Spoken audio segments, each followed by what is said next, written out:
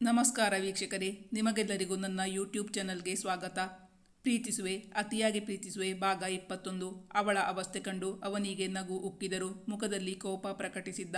ಹಾಗೆ ಅನಾಮತ್ತಾಗಿ ಎತ್ತಿಕೊಂಡು ಬಂದು ಮಂಚದ ಮೇಲೆ ಮಲಗಿಸಿ ಅವಳ ಪಕ್ಕದಲ್ಲಿ ಚೇರ್ ಹಾಕಿ ಕುಳಿತು ಇಡೀ ರಾತ್ರಿ ಹಣೆಗೆ ತಣ್ಣೀರ ಪಟ್ಟಿ ಇಟ್ಟು ಅವಳ ಶುಶ್ರೂಷೆ ಮಾಡಿದ್ದ ಪ್ರತ್ಯಕ್ಷ್. ಅವನ ಕಾಳಜಿಗೆ ಅವಳ ಹೃದಯ ತುಂಬಿ ಬಂದು ಕಣ್ಣಂಚು ಒದ್ದೆಯಾಯಿತು.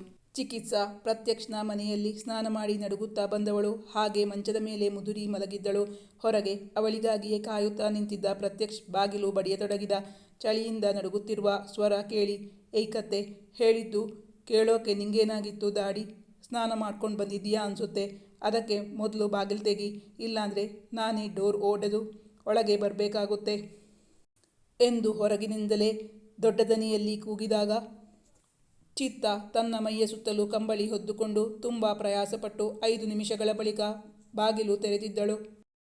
ಅವಳ ಅವಸ್ಥೆ ಕಂಡು ಅವನಿಗೆ ನಗು ಉಕ್ಕಿದರು. ಮುಖದಲ್ಲಿ ಕೋಪ ಪ್ರದರ್ಶಿಸಿದ್ದ ಪ್ರತ್ಯಕ್ಷ್. ನಡುಗುತ್ತಿದ್ದವಳಿಗೆ ನಡೆಯಲೇ ಕಷ್ಟವಾಗುತ್ತಿತ್ತು. ಅನಾಮತ್ತಾಗಿ ಎತ್ತಿಕೊಂಡು ಬಂದು ಮಂಚದ ಮೇಲೆ ಮಲಗಿಸಿ ಮತ್ತೆ 2 ಕಂಬಳಿ ಹೊದಿಸಿದ್ದ. ಅವಳ ಪಕ್ಕದಲ್ಲಿ ಚೇರ್ ಹಾಕಿ ಕುಳಿತು ಅವಳ ಶುಶ್ರೂಷೆ ಮಾಡಿದ್ದ ಪ್ರತ್ಯಕ್ಷ್ ರಾತ್ರಿ ಇಡೀ ನಿದ್ದೆ ಮಾಡದೆ ಹಣೆಗೆ ತಣ್ಣೀರ ಪಟ್ಟಿ ಇಟ್ಟು ಮತ್ತೆ ಜ್ವರ ಕಾಯತೊಡಗಿದಾಗ ಅವಳಿಗೆ ಔಷಧಿ ಕೊಟ್ಟು ತನ್ನನ್ನು ಅಕ್ಕರಾಸ್ತೆಯಿಂದ ನೋಡಿಕೊಂಡವನ ಕಾಳಜಿಗೆ ಅವಳ ಹೃದಯ ತುಂಬಿ ಬಂದಿತ್ತು.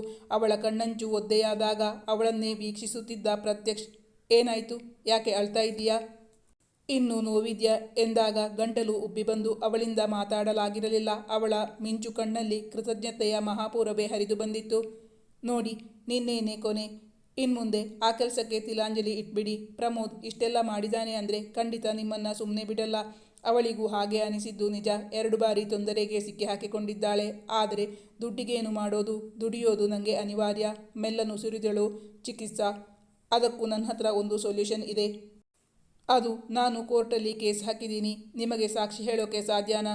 ನೀವು ನನ್ನ ಪರವಾಗಿ ಸಾಕ್ಷಿ ಹೇಳ್ತೀರಿ ಅಂದರೆ ನಿಮ್ಮ ಕಾಲೇಜ್ ಫೀಸ್, ಹಾಸ್ಟೆಲ್ ಫೀಸ್ ನಾನೇ ಕಟ್ತೀನಿ. ಹಿಂದಿನ ದಿನದ ತನಕ ಅವಳ ಮೇಲಿನ ಸಿಟ್ಟಿನಿಂದ ಏಕವಚನದಲ್ಲಿ ಕರೆಯುತ್ತಿದ್ದವನು ಇಂದು ಗೌರವ ಕೊಟ್ಟು ಬಹುವಚನದಲ್ಲಿ ಕರೆಯಲಾರ ಸತ್ಯವನ್ನ ಹೇಳೋಕೆ, ಸಾಧನ ಹೇಳೋಕೆ, ವ್ಯವಹಾರ ಮಾಡಿದ್ದೀನಿ. ನನಗೆ ಇಷ್ಟ ಇಲ್ಲ. ದುಡ್ಡು ತಗೊಳ್ಳೋಕೆ ನನ್ನ ಮನಸ್ಸು ಅದಕ್ಕೆ ಇಲ್ಲ. ನಿರಾಕರಿಸಿದ್ದಳು ಚಿಕಿತ್ಸಾ. ನೀನು ನಿನ್ನ ಹಠಾನೋ, ನಿನ್ನ ಜೀವಕ್ಕಿಂತ ನಿನ್ನ ಮುಂಡುತನ ಹೆಚ್ಚಾಯ್ತಾ? ಮತ್ತೆ ರೇಗಿದ್ದ ಪ್ರತ್ಯಕ್ಷ್. ಅವಳಿಗೆ ಅವನ ಮಾತು ಇಷ್ಟವಾಗದೆ, ನೀನು ಅದನ್ನು ಹೇಗೆ ಬೇಕಾದರೂ ತಿಳ್ಕೊ, ನಾನಿರೋದೇ ಹೀಗೆ. ಯಜಮಾನರಿಗೆ ಕೆಲಸದವರ ಕಷ್ಟ ಹೇಗೆ ಅರ್ಥ ಆಗಬೇಕು. ಈಗ ಸಡನ್ನಾಗಿ ಕೆಲಸ ಬಿಡ್ತೀನಿ ಅಂದರೆ ಇಷ್ಟು ದಿನದ ಸಂಬಳನೂ ಕೊಡಲ್ಲ. ಈ ತಿಂಗಳ ಕೊನೆ ತನಕ ದುಡಿಲೇಬೇಕು ನಾನು ಎಂದು ಉತ್ತರಿಸಿದ್ದಳು. ಇವಳಿಗೆ ಹೇಳೋದು ಒಂದೇ, ಗೋರ್ಕಲ್ಲ ಮೇಲೆ ಮಳೆ ಸುರಿಯೋದು ಒಂದೇ ಎಂದುಕೊಂಡವನು ಸುಮ್ಮನಾಗಿದ್ದ. ರಾತ್ರಿಡೀ ಅವಳನ್ನು ನೋಡಿಕೊಳ್ಳಲೆಂದು ನಿದ್ದೆಗೆಟ್ಟಿದ್ದ ಪ್ರತ್ಯಕ್ಷ್. ಅಂದು ಬೆಳಗ್ಗೆ ಅವನು ತುಂಬ ಸುಸ್ತಾಗಿ ಕಾಣಿಸಿದ. ನೋಡು, ನಿನ್ನ ಸರ ನಮ್ಮ ಅಮ್ಮನ ಹತ್ರ ಸೇಫಾಗಿದೆ. ಈಗ ಮತ್ತೆ ತಕರಾರು ತೆಗಿಬೇಡ. ನಮ್ಮಮ್ಮ ಬೆಳಿಗ್ಗೆನೇ ದೇವಸ್ಥಾನಕ್ಕೆ ಅಂತ ಹೋದರು. ಹೇಗೂ ಇಷ್ಟು ದಿನ ಆಗಿದೆಯಂತೆ. 2 ದಿನ ಟೈಮ್ ಕೊಟ್ಟರೆ ಸಾಕು. ಓನ್ಲಿ 48 ಅವರ್ಸ್ ಅಷ್ಟೇ ಎಂದು ಅವನು ಹೇಳಿದಾಗ ಅವನ ಬಾಡಿದ ಮುಖ ಕಂಡವಳಿಗೆ ಇಂದು ಅವನೊಂದಿಗೆ ಜಗಳ ಕಾಯುವ ಮನಸ್ಸಾಗಲಿಲ್ಲ. ಬೆಳಗ್ಗೆ 8 ಗಂಟೆ ಸುಮಾರಿಗೆ ಅವಳ ರೂಮ್ಗೆ ತಲುಪಿಸಿದವನು ಚಿನ್ನು ಬಳಿ ಗಾಡಿಯನ್ನು ಮತ್ತೆ ತಂದುಕೊಡುವುದಾಗಿ ಹೇಳಿ, ಇವತ್ತು ಮೇಡಮ್ ಅವರು ಪೂರ್ತಿ ರೆಸ್ಟ್ ಮಾಡಲಿ, ಕಾಲೇಜಿಗೆ ಹೋಗೋದು ಬೇಡ ಎಂದು ತಾಕೀತು ಮಾಡಿದ್ದರಿಂದ ಚಿನ್ನು ಅವಳನ್ನು ಕಾಲೇಜ್ಗೆ ಕಳುಹಿಸಿರಲಿಲ್ಲ. ಅವಳ ಆತ್ಮೀಯ ಗೆಳತಿ ರಾಶಿ ಅಂದು ಗೆಳತಿಯನ್ನು ಕಾಣಲು ಬಂದವಳು. ಗೆಳತಿಯ ಅವಸ್ಥೆಯನ್ನು ಕಂಡು ಪರಿತಪಿಸಿಕೊಂಡಳು. ಚಿತ್ತ, ನಿನ್ನ ಸರ ಸಿಕ್ತಾ? ಸಿಕ್ಕಿಲ್ಲ ಅಂದರೆ ಒಂದು ಕೆಲಸ ಮಾಡು. ಈ ಶುಕ್ರವಾರ ಬೆಳಗ್ಗೆ ನಾನೊಂದು ದೇವಸ್ಥಾನಕ್ಕೆ ನಿನ್ನ ಕರ್ಕೊಂಡು ಹೋಗ್ತೀನಿ. ಅಲ್ಲಿ ಹರಕೆ ಹೊತ್ತರೆ ಕಳೆದು ಹೋಗಿರುವ ವಸ್ತು ಕೂಡಲೇ ಸಿಗುತ್ತಂತೆ ಎಂದು ತನ್ನದೊಂದು ಉತ್ತಮ ಸಲಹೆಯನ್ನು ಗೆಳತಿಗೆ ನೀಡಲು ಮರೆಯಲಿಲ್ಲ ರಾಶಿ. ಶುಕ್ರವಾರ ಗೆಳತಿಯರಿಬ್ಬರು ಶಿವನ ದೇವಸ್ಥಾನಕ್ಕೆ ಹೋಗಿದ್ದರು. ಆಗ ಅಲ್ಲಿಗೆ ಬಂದಿದ್ದ ಕೆಲವು ಹೆಂಗಳೆಯರು ಕಲ್ಯಾಣಿಯಿಂದ ಕೊಡದಲ್ಲಿ ನೀರು ಹೊತ್ತು ತಂದು ದೇವಸ್ಥಾನದ ಪೂರ್ವ ದಿಕ್ಕಿನಲ್ಲಿ ಸ್ಥಾಪಿತವಾಗಿದ್ದ ಒಂದು ಪುಟ್ಟ ಗರ್ಭಗುಡಿಯಲ್ಲಿರುವ ಪವಿತ್ರ ಶಿವಲಿಂಗಕ್ಕೆ ಅಭಿಷೇಕ ಮಾಡುತ್ತಿದ್ದರು.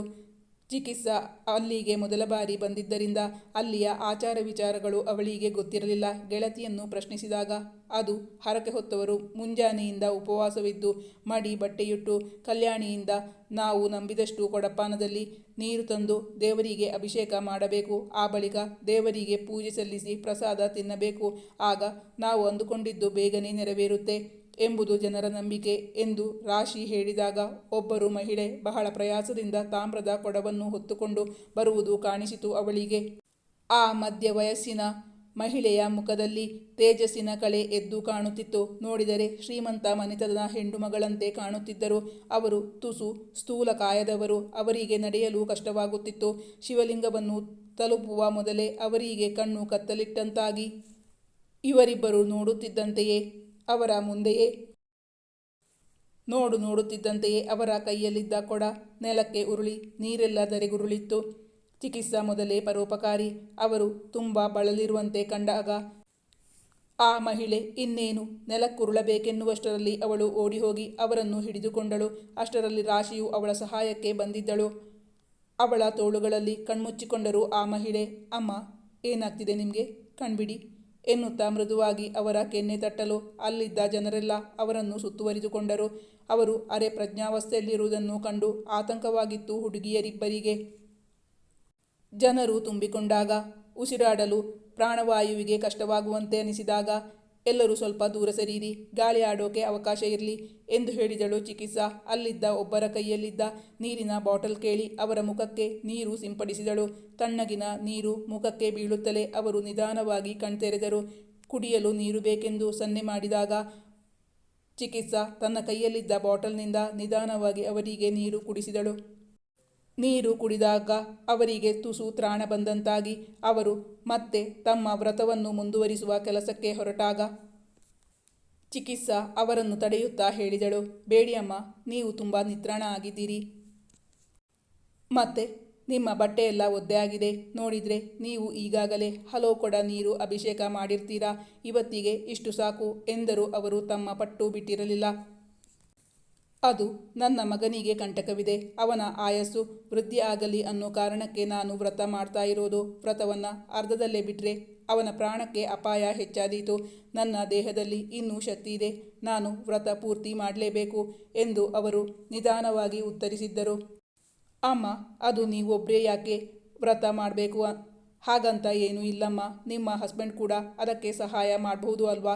ನಿಮ್ಮ ಕೈಯಲ್ಲಿ ಆಗಲ್ಲ ಅಂದರೆ ಅವರಿಗೆ ಕಾಲ್ ಮಾಡಿ ಬರೋಕೆ ಹೇಳಿ, ಅವರು ವ್ರತ ಕಂಪ್ಲೀಟ್ ಮಾಡ್ತಾರೆ ಎಂದವಳು ಹೇಳಿದಾಗ, ನಾನು ಅಷ್ಟೊಂದು ಭಾಗ್ಯವನ್ನು ಪಡ್ಕೊಂಡು ಬಂದಿಲ್ಲ ಕಣಮ್ಮ ಎನ್ನುವಾಗ ಅವರ ಕಣ್ಣುಗಳಲ್ಲಿ ವೇದನೆ ಇಣುಕಿತು.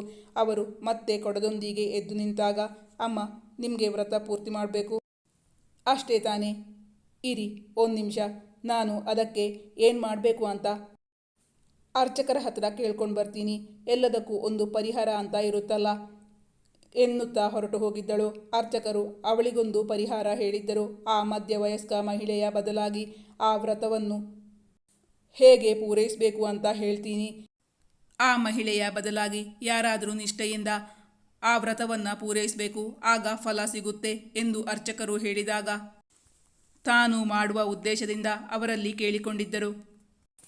ಅವಳು ದೇವಸ್ಥಾನಕ್ಕೆ ಬರುವ ಮೊದಲೇ ಸ್ನಾನ ಮಾಡಿ ಮಡಿಯುಟ್ಟು ಬಂದಿದ್ದಳಲ್ಲ. ಆದ್ದರಿಂದ ಭಕ್ತಿಯಿಂದ ಅರ್ಚಕರು ಹೇಳಿದಂತೆ ಮಾಡಿ ಅವಳೇ ತಾಮ್ರದ ಕೊಡದಲ್ಲಿ ಕಲ್ಯಾಣಿಯಿಂದ ನೀರು ತಂದು ಭಕ್ತಿಯಿಂದ ಶಿವಲಿಂಗಕ್ಕೆ ಅಭಿಷೇಕ ಮಾಡಿದ್ದಳು. ಆ ತಾಯಿಗೋಸ್ಕರ ಅವರು ಮಾಡಬೇಕಾದ ಕೆಲಸವನ್ನು ತಾನೇ ಮಾಡಿ ಮುಗಿಸಿದ್ದಳು ಚಿಕಿತ್ಸಾ. ಅದನ್ನು ಕಂಡ ಆ ತಾಯಿಗಾದ ಸಂತೋಷ ಅಷ್ಟಿಷ್ಟಲ್ಲ. ಯಾಕಮ್ಮ, ನಿಂಗೆ ನನ್ನ ಕಂಡ್ರೆ ಅಷ್ಟೊಂದು ಪ್ರೀತಿ? ನನ್ನ ಜೀವನದಲ್ಲಿ ನನ್ನ ತಂದೆ ತಾಯಿ ತೀರ್ಕೊಂಡ ಮೇಲೆ ನನ್ನ ಮಗನ ಹೊರತಾಗಿ ಬೇರೆ ಯಾರ ಪ್ರೀತಿಯನ್ನು ಕಾಣಲಿಲ್ಲ. ನೀನು ಅದ್ಯಾವ ಜನ್ಮದಲ್ಲಿ ನನ್ನ ಮಗಳಾಗಿದ್ಯೋ ಎಂದು ಅಪ್ಯಾಯತೆಯಿಂದ ಅವಳನ್ನು ಅಪ್ಪಿಕೊಂಡು ಹಣೆಗೆ ಮುತ್ತಿಟ್ಟರು. ಅಮ್ಮ, ನಾನು ಯಾವ ಕೆಲಸಕ್ಕೋಸ್ಕರ ಈ ದೇವಸ್ಥಾನಕ್ಕೆ ಬಂದೆನೋ ಆ ಕೆಲಸ ನೆರವೇರಲಿ ಅಂತ ನನಗೆ ಆಶೀರ್ವಾದ ಮಾಡಿ ಅಮ್ಮ ಎಂದು ಅವರ ಕಾಲಿಗೆ ನಮಿಸಿ ಅವರ ಆಶೀರ್ವಾದ ಪಡೆದುಕೊಂಡಳು ಚಿತ್ತ. ಈ ಕಥೆಯ ಮುಂದಿನ ಭಾಗ ಮುಂದಿನ ಸಂಚಿಕೆಯಲ್ಲಿ ಮುಂದುವರಿಯುವುದು.